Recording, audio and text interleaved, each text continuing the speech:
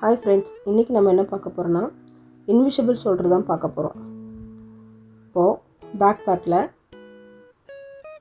கரெக்டாக வச்சுருங்க. இப்போ உங்களோட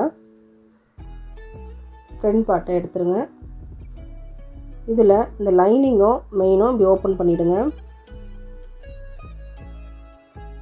அதே மாதிரி ஃப்ரண்ட் பார்ட்லேயும் லைனிங்கும் மெயினும் இப்படி ஓப்பன் பண்ணி வச்சுருங்க. இது நல்ல பக்கமாக இருக்கணும். இப்போது ஒரு 1/2 இன்ச்சுக்கு ஸ்டிச் கொடுத்துருங்க.